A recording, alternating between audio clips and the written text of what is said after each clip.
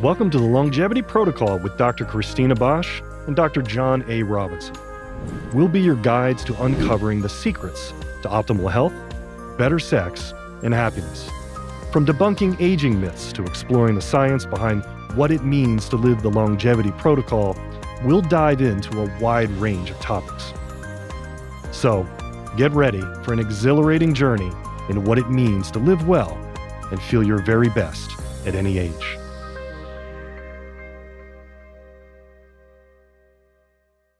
If you want to live longer, you want to have more muscle.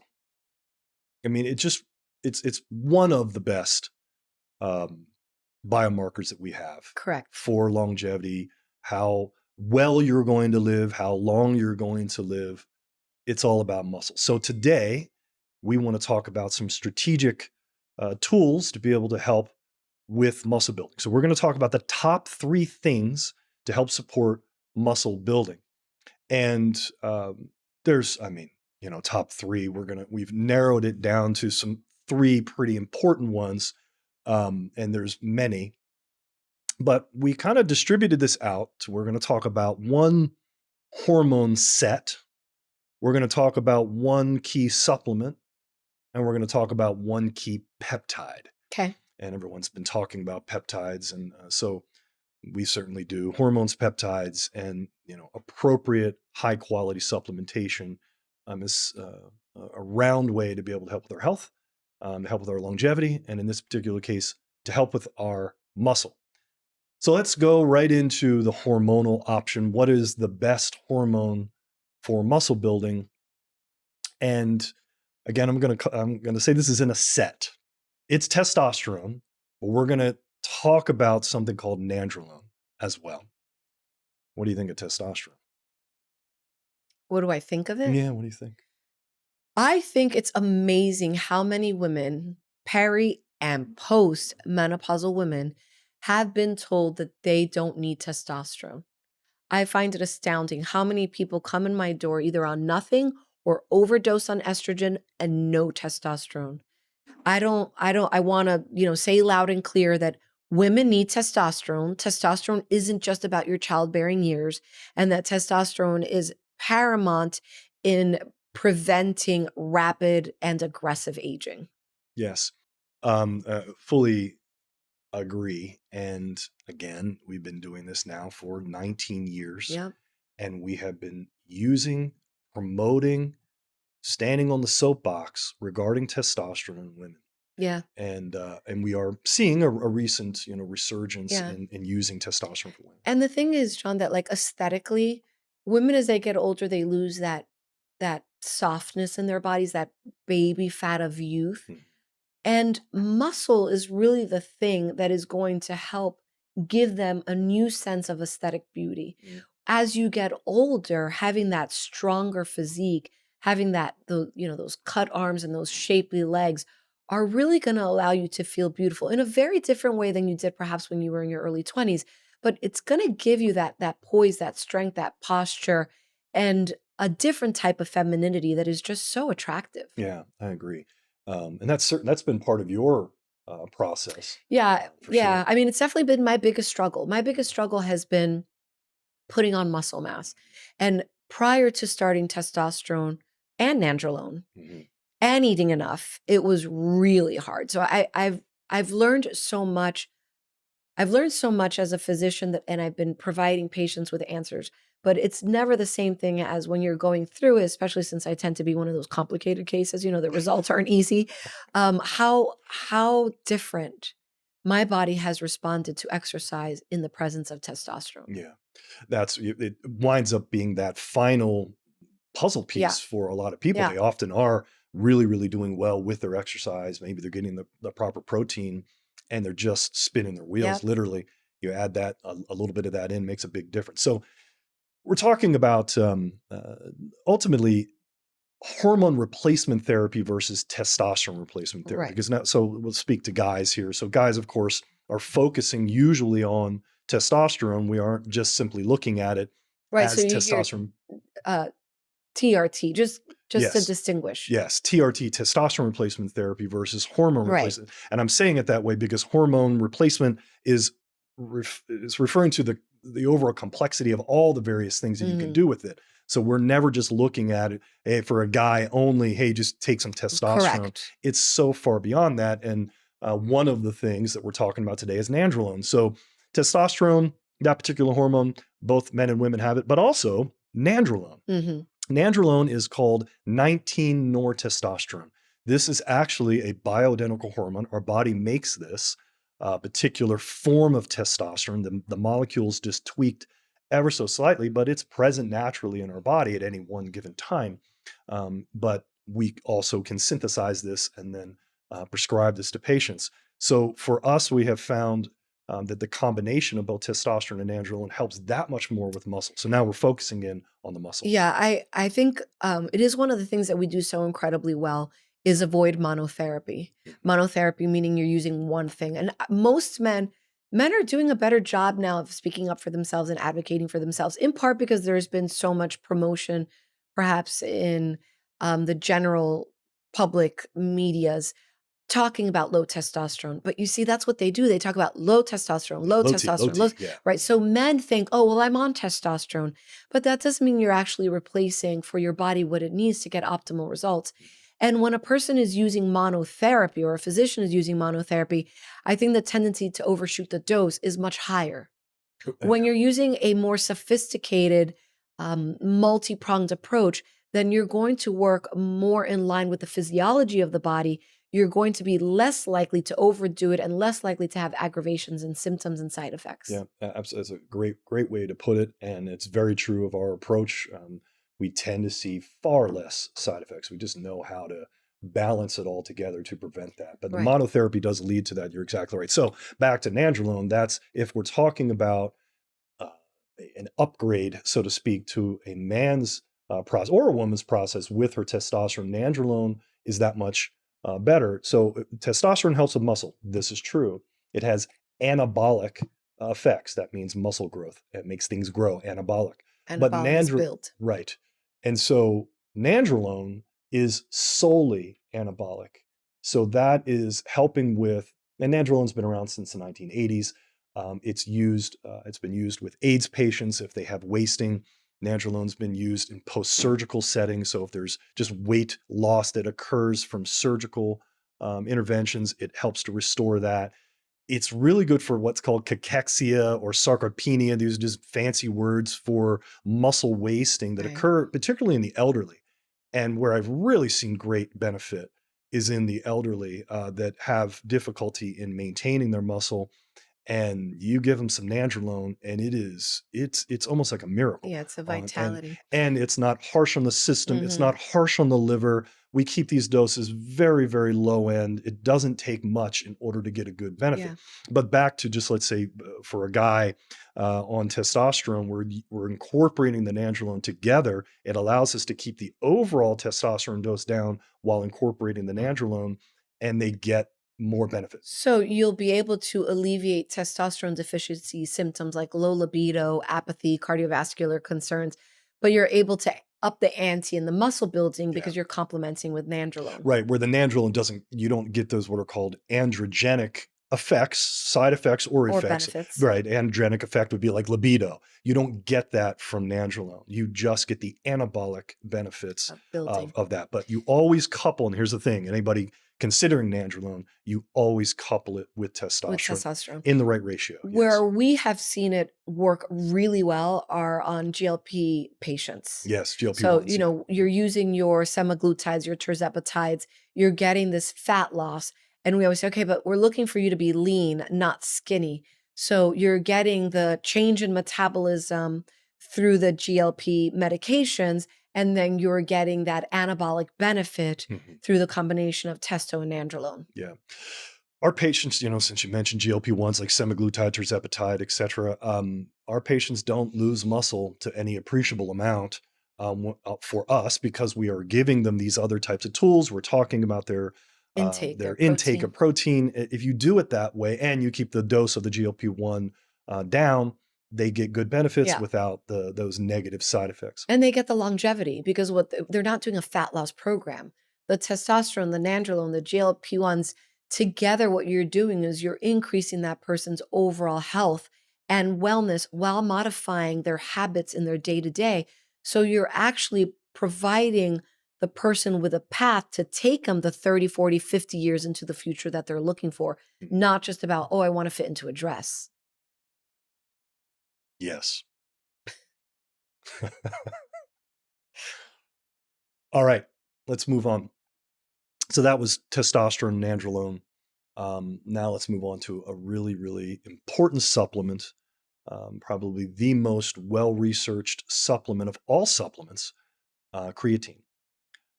So That's really, interesting. Yeah, you would say that. It's one of yes. the Yeah, of all different types of supplements, it's probably so many that and studies. St. John's wort. Mm, St. John's wort has had a lot of studies.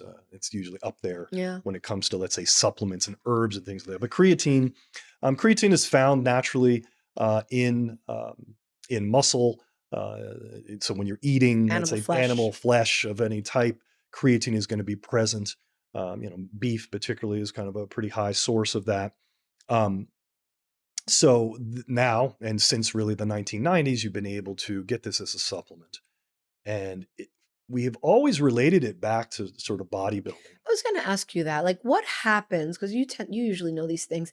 What happened that suddenly creatine became popular? Because you've always talked about it. You know, we were talking about that this morning about how, remember when you used to read the like actual muscle, Yeah, like muscle and fitness and all. Yeah, bodybuilder yeah. magazines? It They was weren't the before the fluff, internet, so I was just right? scouring whatever I could find. Yeah, Yeah. but they had great information Sure. on there, often in excess. They had a tendency for that.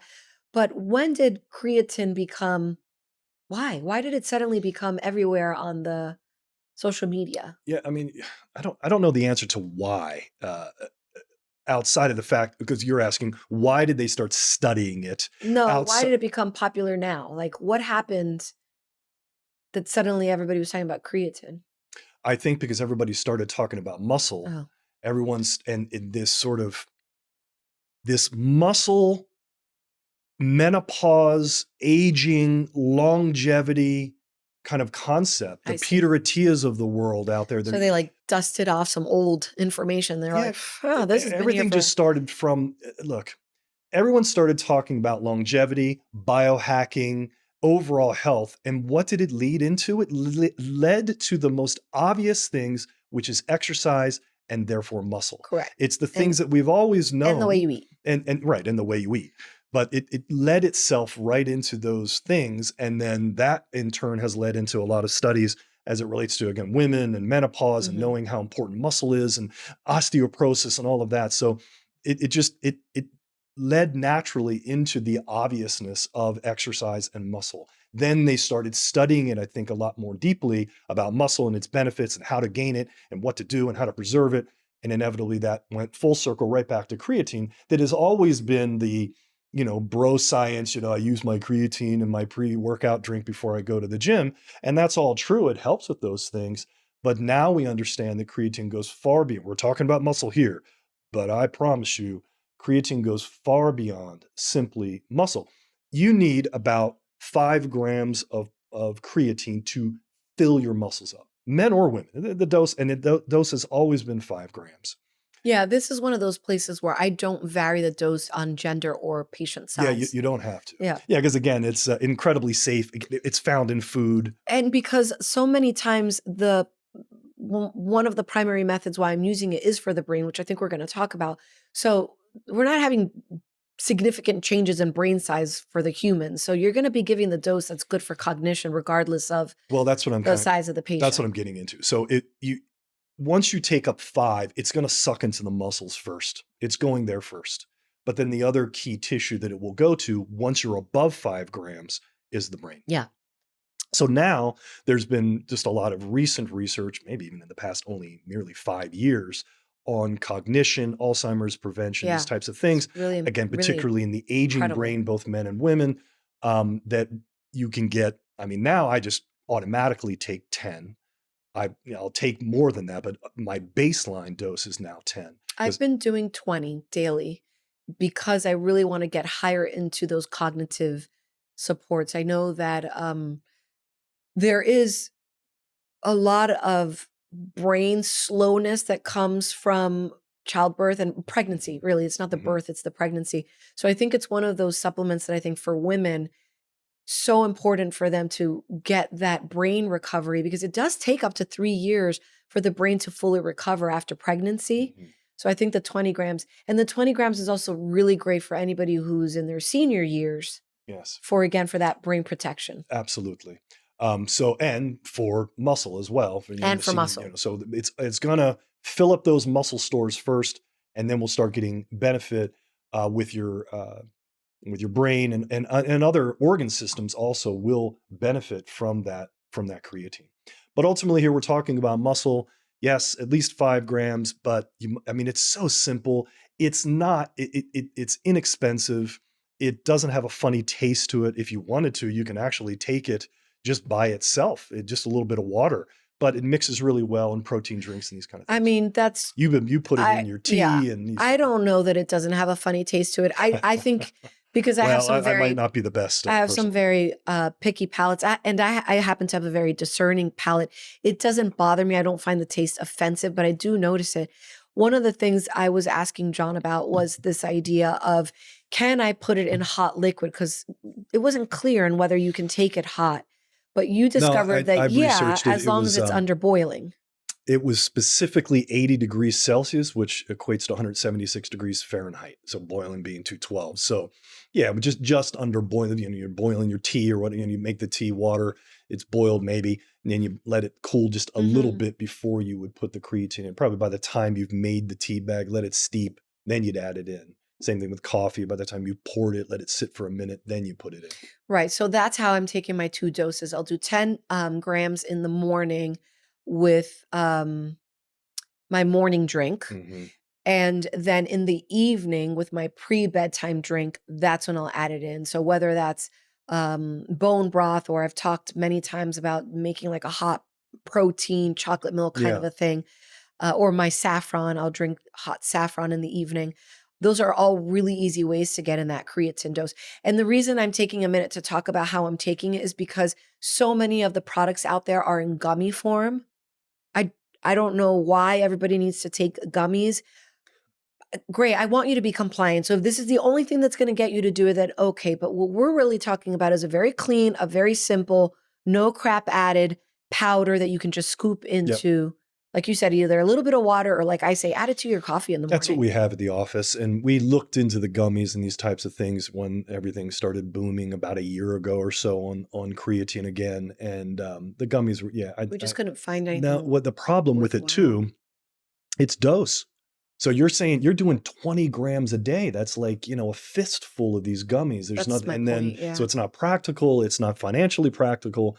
When creatine in a powder form is relatively palatable, mixes well, and is inexpensive. So what is it doing for your muscles? It's definitely helping with strength and power. It will definitely help with a little bit more of an edge in the gym with creatine. We've known this for years. It's definitely helping with hypertrophy or the enlargement of muscle. Again, especially in the presence of testosterone, you're going to get that much more benefit by having that there. It's locking in hydration. It's one of the key things that it's doing, and it locks it in specifically into the muscle. If muscles are hydrated, they perform better. And they look prettier. Right. They're so fuller, it's like nice for like, you're wearing that sleeveless dress and you want your arms to look a certain way. People will see on social media the bride who's doing like a few bicep curls really quick before she walks down the aisle. Really? Yeah, because it gives you, that like short term pump. Yeah. And the creatine will help with that. Did you do that?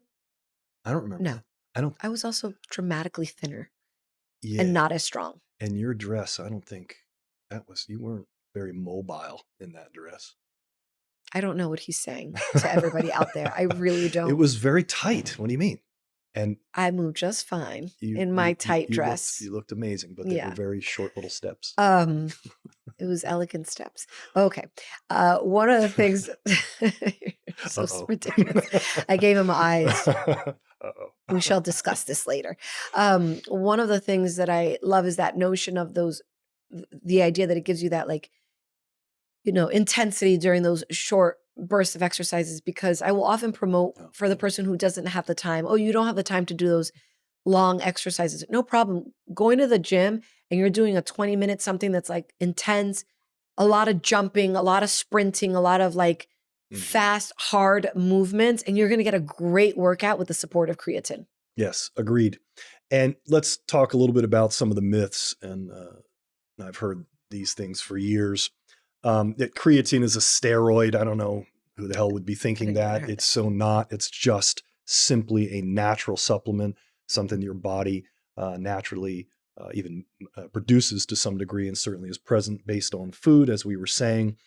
Um, Here's a big one, that it damages the kidneys. They were Yeah. saying this all the way back in the 90s in terms of certain concerns. It has been studied ad nauseum, proving that out, that it does not affect the kidneys. With all of that said, as with anything, It's dose dependent yeah, I mean, well, not just that, it's what I was getting at, that and if quantity. somebody actually has kidney disease, then there is a Oh, possibility of clearance. It's called creatine. Something you measure in the blood is called yes. creatinine, that is related to that. So know that you can actually see creatine levels indirectly through something called creatinine that we're measuring in a regular blood test that's looking for kidney function.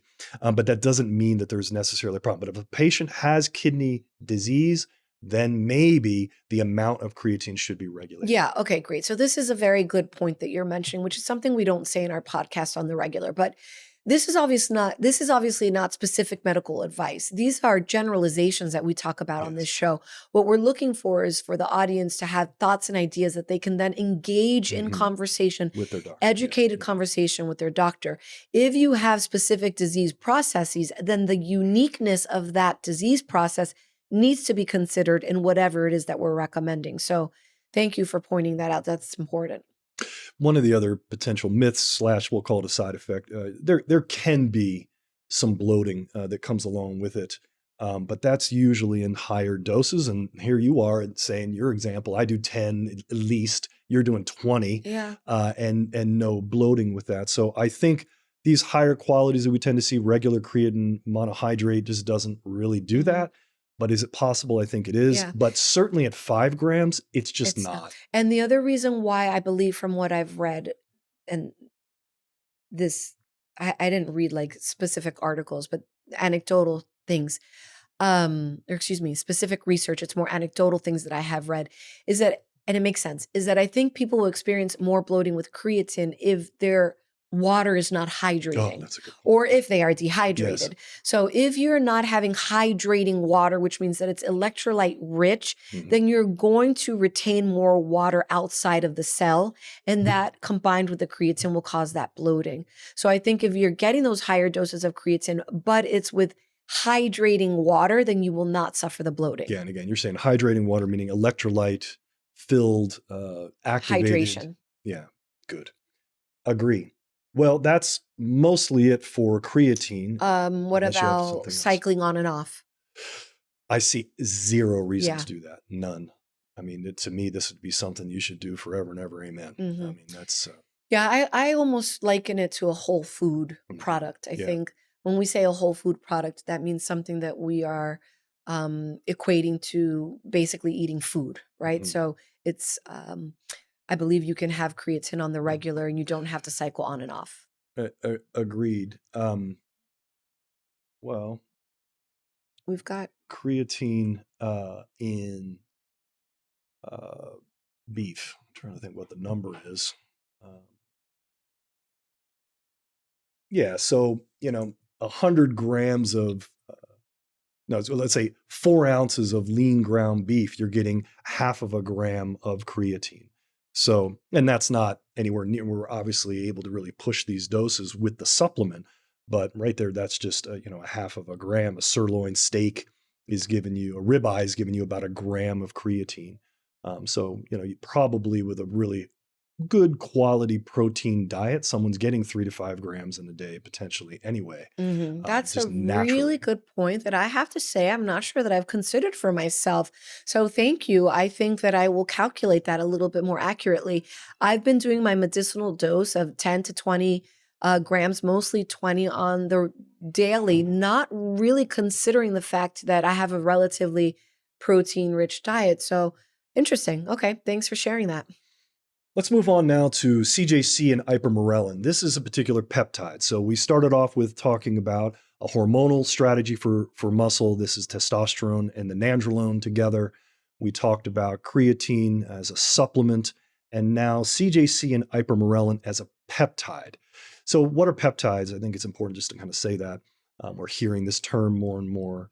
We've heard this term as it relates to the GLP-1s like semaglutide and tirzepatide, but a peptide just means a small little short chain amino acid that has various effects in the body, communicative type of benefits that are similar, or mechanisms, let's say, that are similar to hormonal stimulations. So it's just affecting the cell in a certain way, but they're distinct from hormones in the sense that hormones are much larger. These various peptides are much smaller. Hormones are affecting the central part of the cell, the DNA level, and peptides are kind of largely affecting cellular membranes. So a little bit different, but they are quite profound, these peptides, and they can help with your immune system, and they can help with repair of tissue. And some peptides will communicate with your pituitary gland, so your pituitary gland can make growth hormone, Right. make human growth hormone. And that's what we're talking about here with CJC and Ipamorelin. These particular peptides stimulate your pituitary to secrete more growth hormone. That growth hormone, in turn, is very much a muscle and bone builder. Yeah, and this is a really important peptide for longevity because as we age, we are producing, but then releasing less of our endogenous or self-made growth hormone into our bodies. Yeah. Yeah, there's actually quite a bit still stuck there in the pituitary, but it can't get itself out. And then, so as we're taking these types of peptides, the CJC 1295 and Ipamorelin, it's telling that pituitary, hey, go squeeze it out of there. And so it's your natural growth hormone. What's great about these peptides that they're encouraging your own production versus actually giving it to you. So the side effect profile is incredibly low. And virtually, I mean, really frankly, and we've been now prescribing these peptides for about 10 years. And we were early adopters of these peptides. Again, we're hearing more about it in this past 1 to maybe 3 years.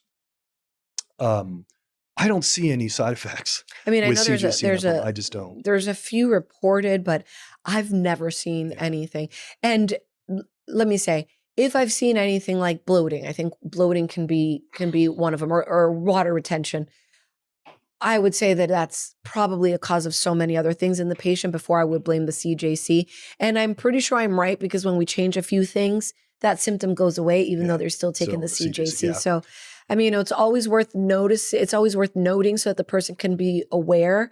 But I mean, I've never seen it. Yeah, I think what's important, here's what I mean about side effects, what I'm trying to say too. Are there side effects to injecting a peptide, a protein into your body? Yeah, you sometimes. And you're talking about general now, peptides in general. Any peptide could, where the side effects that we tend to see for any of these peptides isn't from the mechanism of how it's affecting your body. It's how it is going in, and then your body's getting an immune reaction. You get itchy, you get sort of a local swelling around where you inject it near the stomach.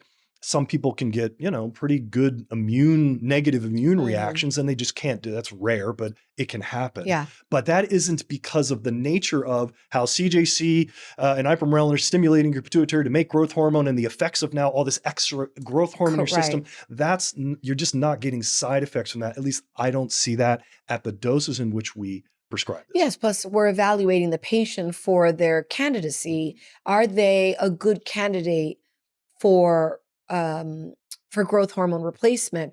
Are they in need of the growth hormone? So if it's not like we're working with people that already have measurable, extremely high levels or very, very healthy levels of growth hormone, and we're topping them over, right? Right.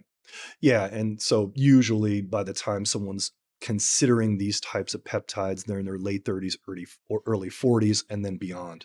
And that's the beginning phases of where they would potentially have low human growth hormone levels. So it really is the human growth hormone that is causing the muscle growth. It's causing a positive reaction to help you recover from exercise. Yes. That's a big part of it. Yes, that is very important, right? So we're getting effects from the body's hormone, not the same thing as getting an effect just from a medication. Correct. Where let's say the testosterone we were talking about before, we're usually prescribing that exogenously, meaning it's coming from the outside, putting it in. Right. We're replacing out what's deficient. We're not necessarily telling the testicles or the ovaries to make work more more. testosterone. No, we're yet. replacing We're it. replacing Yeah. it. It's a different sort of mechanism. But when it comes to this growth hormone, it's wonderful to be able to convince the system to be able to do it. Patients maybe get to a certain age where this is harder to do. Maybe they're well into their 70s. It's kind of getting maybe less of a return, I think, on this type of approach. But even then, it can still be, and depending on the type. But anyway, yes, it is increasing muscle, bone recovery. Fat metabolism. Definitely burning fat. I mean, when people stack this peptide along with testosterone and a really good exercise process and regimen, it's amazing what it can do. Right. And because it's growth hormone, which is almost one of the most, it's one of the most anti-aging hormones Yeah. that we have. So you're also getting those aesthetic benefits. You're getting recovery and repair even on the skin. You're Yeah. getting that luster of more youthful skin. And because you're getting better hydration, again, aesthetically, you look better. Think of what all those fillers are that are hyaluronic acid. It's all about moisture. It's all about plumping, and you're sleeping better with the CJC Ipamorelin. So Because you're growth hormone definitely it helps with sleep. It's a recovery. it's Growth hormone's a recovery. It's recovery. recovery. Hormone. Yeah. Good. So that's CJC. Oh, and how is this? I guess we didn't really get into it too much. We were talking about creatine. Obviously, that is an oral. When it comes to testosterone, we tend to give that as an injection, the nandrolone as an injection. And so would the CJC and Ipamorelin be given as an injection. Okay. That was the top 3. We have a bonus here. Well, actually, I have another one to add, but talk about your bonus and then I'll give mine. It's quick. No, I so want to know your bonus first. Okay. My bonus is NAD. Oh. And the reason I say NAD is because for myself, and I would say for most of my patients, that lack of overall energy, especially when you're really, really, really busy, NAD has been one of the most profound replacements in my life and in the life of the majority of my patients that gives them the boost to do more. Mm-hmm. And I find that when I add NAD into the patient's profile, they are so much happier with their workouts. They're like, I want to work out. I feel so good. I crave it. And I wanted to mention it as a bonus because I think NAD is trendy. And every time something is trendy, it has a tendency to fall out of trend until the next thing comes up, which we will talk about repeatedly in our episodes. But I say stand strong, get that NAD in at whatever dose is right for you, and it'll vary. The dose varies depending on what you need at the moment in your life. But man, does your workout feel that much more delicious when you've got the energy to do it? So NAD is a precursor. It helps your mitochondria inside your cell, the energy producing mitochondria inside your cell, to produce more energy, something called ATP. And if we're talking about something that produces energy, that NAD is necessary in that process. That Krebs cycle that we had to learn in school. I still have nightmares about that. But in 3 different parts of that Krebs cycle to make energy NAD is required. So we're understanding that most diseases, certainly an aging theory it's a problem with mitochondria. So if we can help and heal the mitochondria now, we're helping with aging, we're helping with energy, like you're saying. If you have more energy, then you're going to help with your workout. So I think that's a wonderful bonus.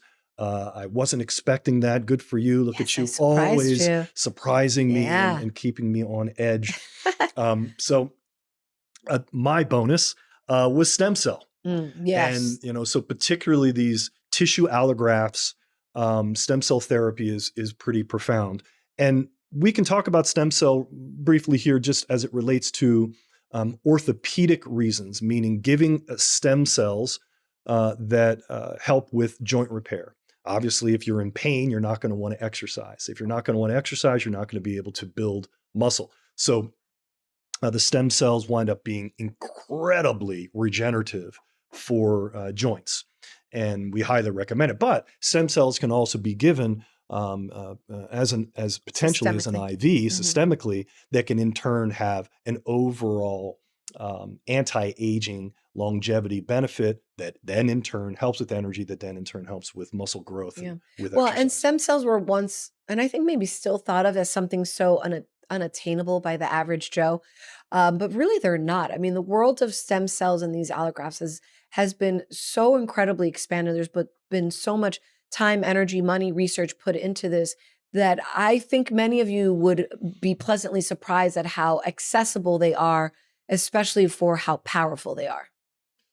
Yeah, and a lot has changed. And we've been dealing with the stem cell world for about 10 years now, and we've seen it change. We've seen new regulations come in that I think actually were good. I think there was and still is a lot of Wild West things going on out there with stem cell in the United States, certainly what's happening abroad. And I think it's important to make sure that we are looking at it, that we're utilizing companies that actually really know what they're doing, and that people that know what they're doing, and who we use is really the best of the best. Right. I've gone out of my way to talk to these people ad nauseum to really kind of weed through a lot of the noise, because a lot of it's marketing and sort of nonsense. It's just miseducation, and like you said, it's marketing. Let me piggyback on that thought, talking about quality.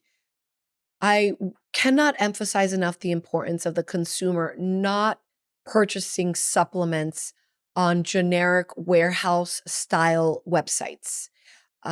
There is just a lot of lack of control.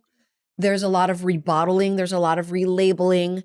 You really want to make sure that you are purchasing your supplements directly from your physician, directly from a nutraceutical house, from the brand itself. There's warehouses out there like Full Scripts. These are companies that have dedicated themselves to ensuring that they are carrying the quality that the doctors are asking you to take. Yes. So be very mindful of that. I've had patients in the past say, oh, I found this on whatever website a lot cheaper. And then I was like, yes, especially stuff that we don't carry. It's not like it's about me making the money on it. It's just about the quality of what you're buying.